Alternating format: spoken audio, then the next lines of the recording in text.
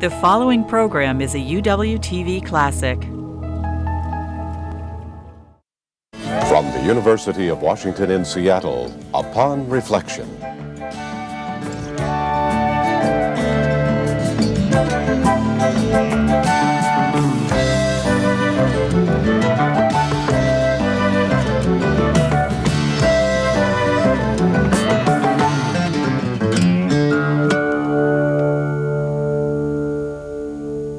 Hello, I'm Marcia Alvar. Dr. Richard Restak thinks that anyone in a position to influence public opinion should study the brain. He's here to tell us why in today's edition of Upon Reflection. Restak lives in Washington, D.C. and is a practicing neuropsychiatrist, an expert on both the brain and the mind. He's also written a number of books on the brain. His latest is a collection of short essays called The Brain Has a Mind of Its Own. Welcome to Upon Reflection. Thank you. Good to be here. So why should anyone who can influence public opinion study the brain? Well, because the brain is the mediator of our understanding of things, and the limitations on the brain are our limitations of how we can think about things, concepts we have about them, particularly when it comes to things like rationality. Remember things like the Getz case, remember a few years ago?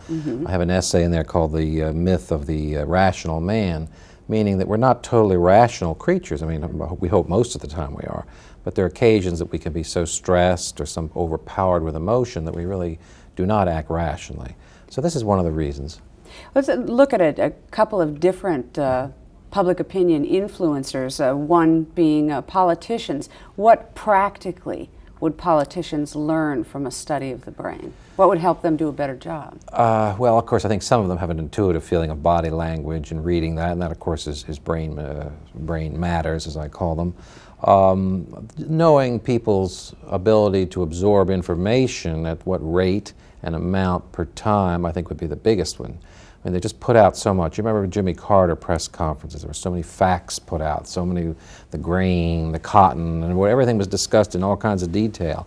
People don't want to hear all that. That's why they much enjoyed Reagan's approach to it, just sort of a big picture thing. So because the brain can only absorb so much information before you begin to get disoriented. I think it may also explain, I don't think you probably have a voter apathy problem here, but many parts of the country they do. People just simply, unless they're galvanized by a particular issue, they tend not to get involved in the political process because there's so much information they're bombarded with, so they withdraw and they don't vote, and that's a sign of the brain kind of shutting off. It's really interesting because a lot of people would criticize politicians for making things too simple, that they're relying now on 30-second television spots and on the sound bite, which is a very simple way of putting information across, maybe too simple. Well, that's true, too. I was thinking more in terms of the endless commentaries and the commentaries on that, and then the discussions, and then the things in the paper and all. I think that's probably the area. You know, you're right. The politicians themselves are trying to get things compressed, and of course, then you lose specificity. You start talking about mama and apple pie and America and all this, which is nice, but doesn't really tell you about unemployment and the issues, so that we're really not talking image. We're talking images then, which is another aspect of it. The brain, how do we encode images, and what difference does it make, for instance, reading in the newspaper that, let's say, somebody jumped from a bridge, as opposed to seeing a picture of it, or even yet a video. I think this is the destructive effect of, like, vividly presented violence. Because now with new technology, new camera equipment, and new ability to really get very clear pictures of things, if you present a lot of murder and mayhem as a regular basis, that's another thing people tend to shut down because it's too shocking for them. It's too much to take in. Or they get desensitized to it, and well, it's that's no the longer other part, shocking and at then they all. lose their empathy, and they lose part of your humanity. You don't have any sympathy anymore. People will turn on something, and they'll see something really heartrending and say, oh, let's get to a game show. Kind of a cruel thing. So if you had all of the heads of the major studios, all the studios that make movies in America, what would you tell them about the images they're giving people and what kind of effect it's having on them? I'd say if you accept the fact that images and ideas presented in film and video can have a positive effect on people. If you didn't believe that, there would be no such thing as advertising. No one would pay for advertising if they didn't think it had an effect. If you believe that you can have a positive effect, then you have to look at the flip side of it. As I say, every flip side has a flip side. I mean, there's a negative part where people looking at these things that are just cause distress to watch. You know, a mother, well, the typical thing of these bombs landing in Tel Aviv or something, and somebody watching a mother screaming about a child who's been killed.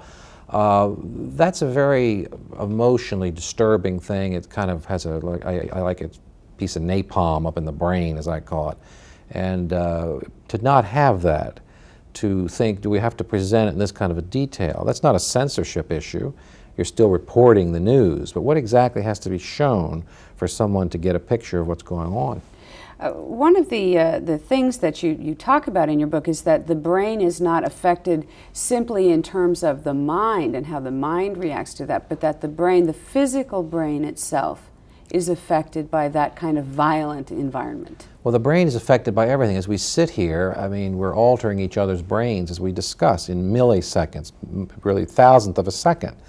If someone runs in here and screams fire, we both stop talking and run out, because that particular word has activated a whole channel of things in our brain.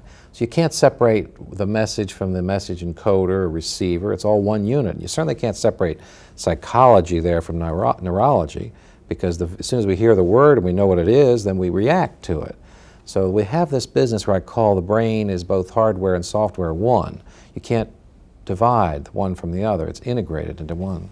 But the brain is physically affected. I guess one of the impressions I always had about the brain is sort of, once you're born, the brain you have is the brain that you're stuck with, for better or for worse. You have think of it as a big piece of granite, and you're the sculptress, and you're going to make something out of that. Now you reduce the size, there's less rock there when you finish, because as we do, we lose 50,000 nerve cells a day, but we don't have to have all those.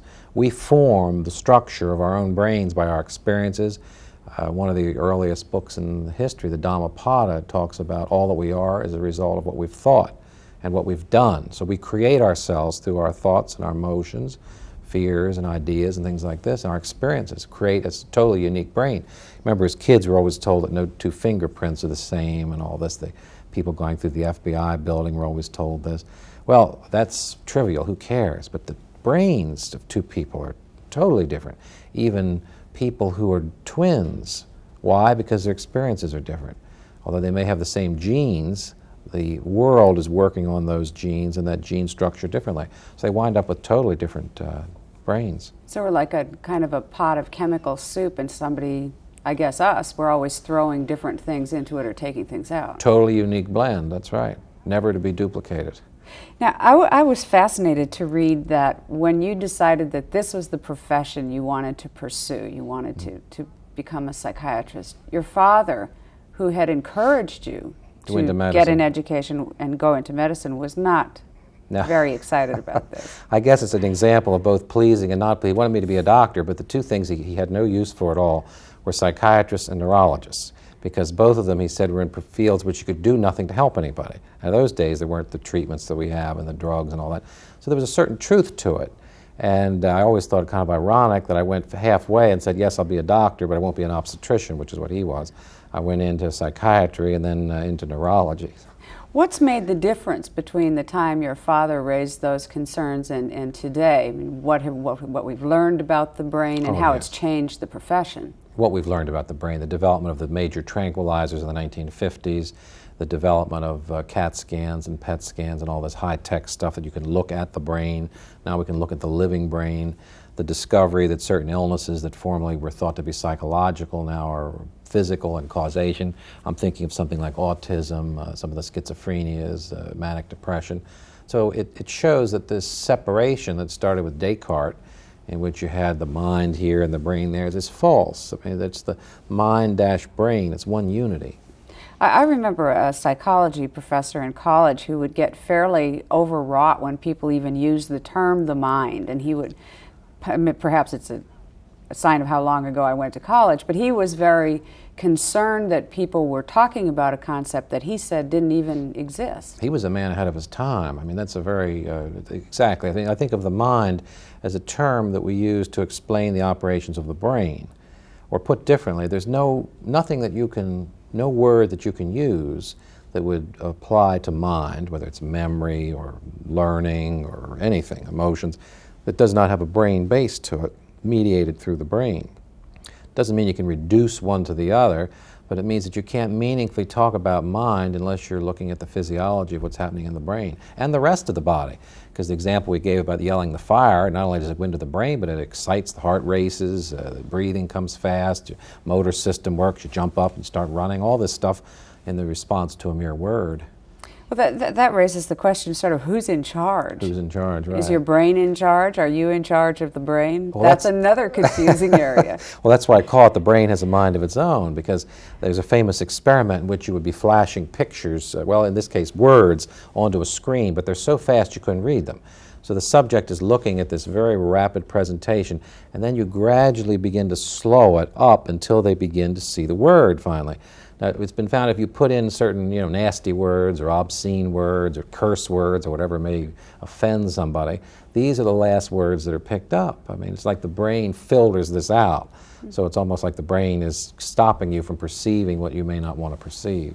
Now that seems to run counter to the whole notion of subliminal advertising, where cue words at a time in the history of advertising were slipped in, and words like sex, for example. Yes. Well, it's funny because maybe the brain's more receptive to that word. Someone brought up to me the other day in Los Angeles that very subject. He was a man in film.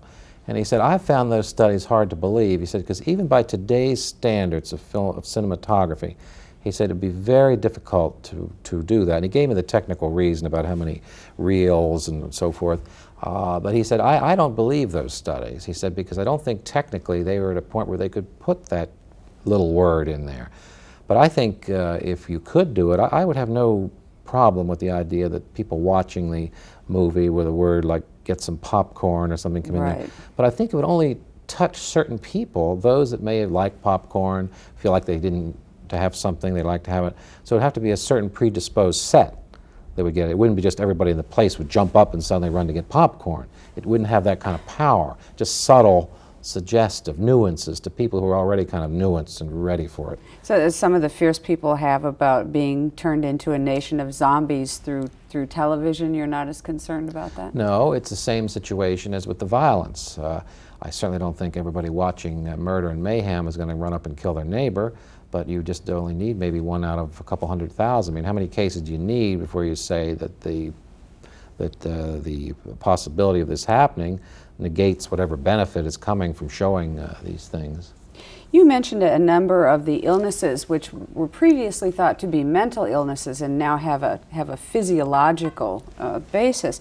Are we going to find that that's true of really everything, that the complexity, the chemical complexity, the physical complexity of the brain will eventually give us a physiological base for all kinds of things that we consider now to be mental?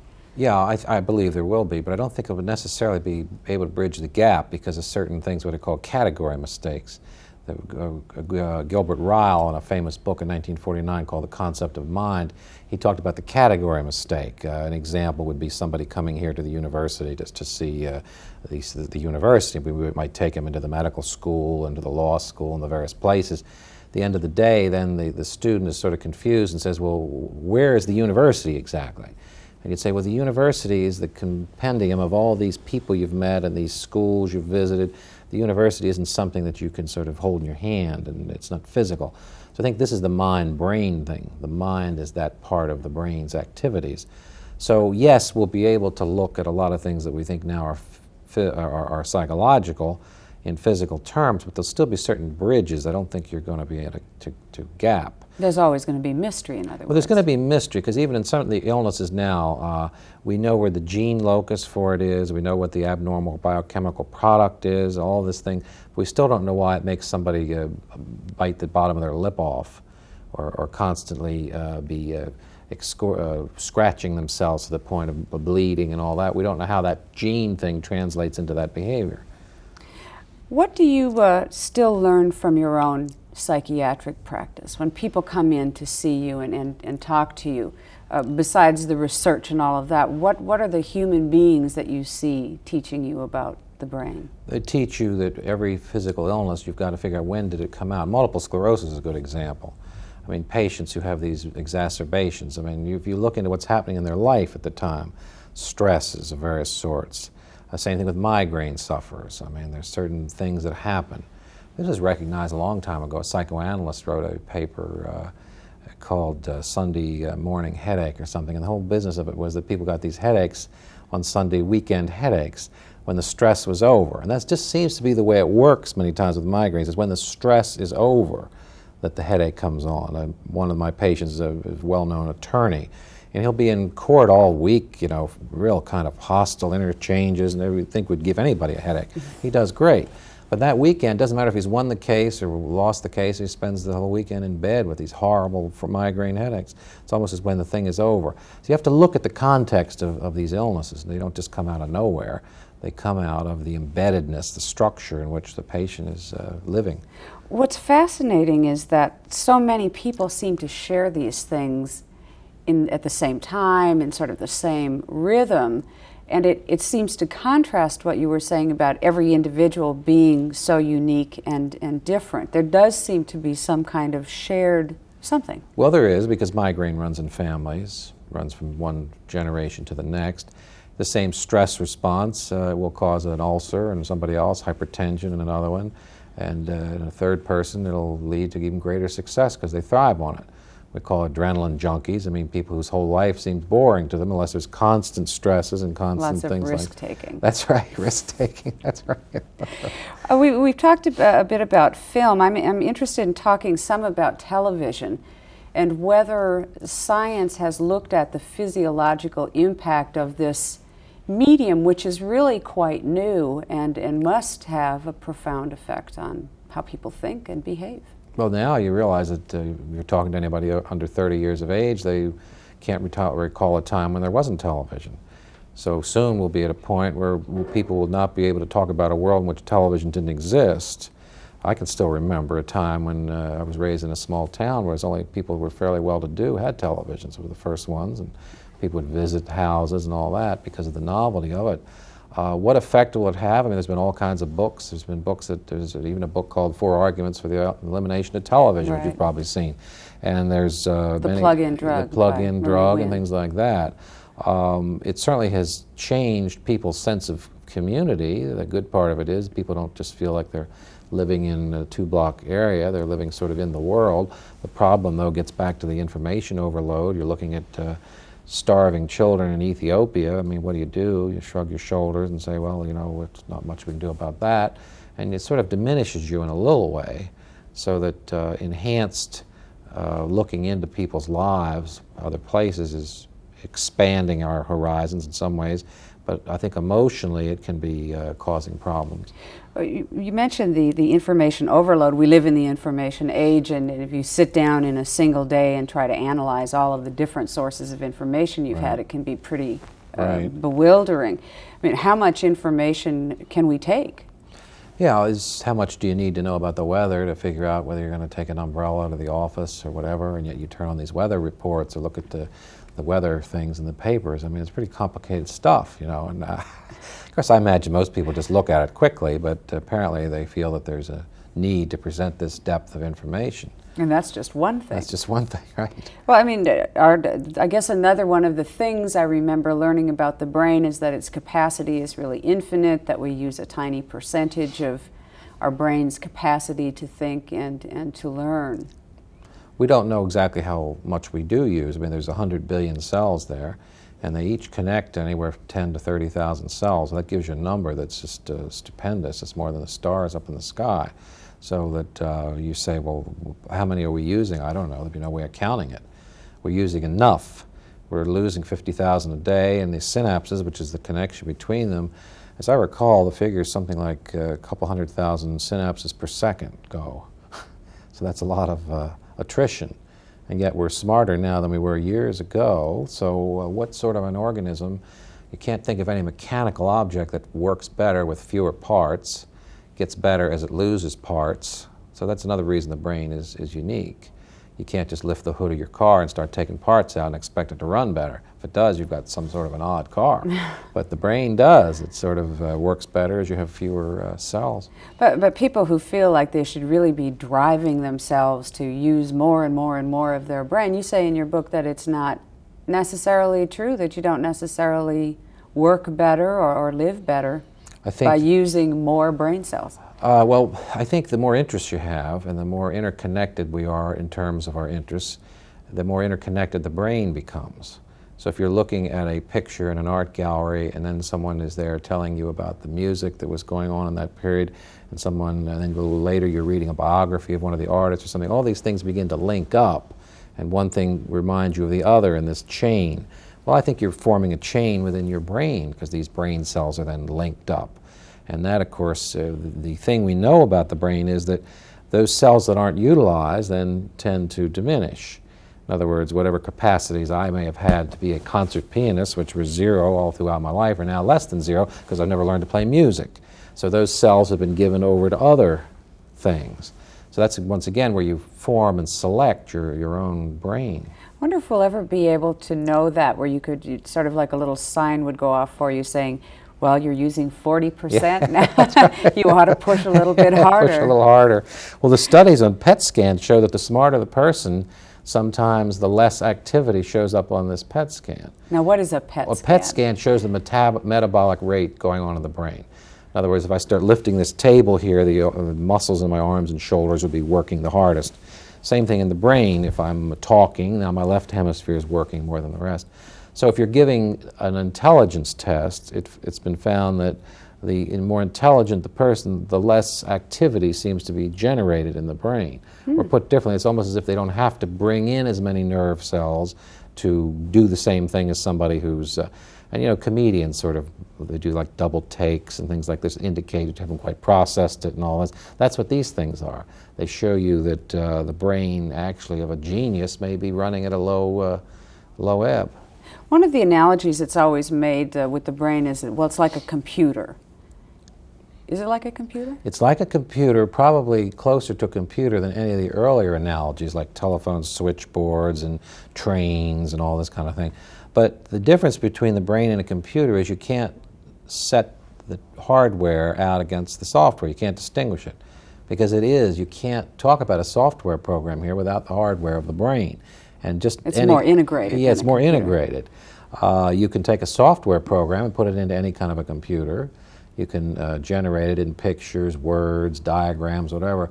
But the brain is organized a certain way, and it can only do certain things. There's certain thoughts, I assume, we can't think because our brain is organized the way it is. Or put differently, from a philosophical point of view, all philosophy is mediated in the way the brain's organized. The questions we ask ourselves, concepts of a deity and things like that, are because our brain is formed that way. Is that because a deity made us that way, or is it because that's the way evolution developed? I don't know the answer to that. The differences between the brain and the computer, though, may diminish as time goes on, and we tinker with making computers more human. Certainly a popular subject for fiction and for movies, yes, anyway. Of course, but I don't think that we'll ever have a computer that can change its mind and start computing something else completely at random, as we can do.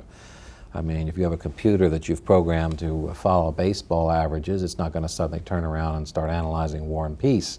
Whereas we might do that because we get bored with the baseball, or vice versa. So we can change our software, and we do for reasons sometimes that are completely unpredictable even to ourselves. Driving along on the freeway, and we suddenly, just at this instant, decide maybe we'd like to go and get a milkshake or something, which may start off a whole new train of events. And things that pop into our head that we didn't ask to pop in. Whimsy is something that's really is limited to us. No other biological organisms have whimsical. Play, of course, is interesting. You have that mammalian brain. Below the mammals, you don't have play. Reptiles don't play. It's only mammals that have play behavior, and that's part of the brain. You don't have to have a human brain for that, but you have to have a mammalian brain. Early on in our conversation, you mentioned the myth of the reasonable man, and going back again to public opinion leaders and institutions in the country that might benefit from knowing more about the brain, the criminal justice system. Yeah. What's wrong? What do we need to know? Well, it's set up along the idea of the reasonable man or reasonable woman. The idea is that people can think things out. Well, take the Getz case. As you recall, the issue was that after he subdued these people, he continued shooting and all this. And in the arguments it was made that once they were subdued, he should have then stopped and handed the gun over and all this. Well, that's not the way the limbic system works. It's not the way the brain's organized. I mean, you can't just shut emotions off like a spigot. I mean, once you get a certain fears going, fears for certain one's kind of life, momentum. certain momentum starts, a fear for your family and all this, and it can't just be shut down. You don't suddenly become a reasonable person again, just like that. I mean, it may take hours before you're anywhere near reasonable. I don't think the law has taken that into consideration. If we sat down again in 20 years and had another conversation, what do you think we'll have learned about the brain since Well, I hope today? it won't take that long, but anyway, I think we'll learn that there's some things in the environment that are harming the brain, and we'll learn more about this so-called neurotoxicology. I think it's going to be a big thing. We hear a lot about the ozone layer and its effect on the skin cancer and all that. I think we're going to have the equivalent of an ozone layer story in the near future about certain things in the environment that may be raising the incidence of Alzheimer's disease and so forth. As I say, you've heard it here first. This is my own views of one of the things that I think we'll see. The other thing we'll talk about in 20 years will be new technology, because what we've learned about the brain has always followed the technology. Before we had anything other than microscopes, that was it. Just look through a microscope. Now we have these PET scans and MRI. I think the magnetic fields of the brain are going to be the big new thing. We have magnetoencephalography, as it's called, which is an infant science. So we'll find out what the effect of the magnetic field of the brain is. Also the circadian rhythms, we're studying that. Day shift workers, we know that people that shift around from day to night have incidents of suicide, marital disharmony, alcoholism, drug addiction. Why? I mean, what's happening there? The brain has its own internal clock, has to be respected. It only can be disturbed up to a certain point. That'd be another area. And then maybe some brain implants about some parts of the brain that'll be put in to make up for deficiencies. And then the most exciting of all will be, I think we'll know more about the biology of mental illness. We'll know more about, and normal. Not just mental illness, we'll know more about how the normal brain works. It's a fascinating field. You can never stop learning about it. Right. Exactly. Dr. Richard Restak, I want to thank you so much for being a guest today on Upon Reflection. Thank you very much for having me here. To see more UWTV classics, visit uwtv.org/classics.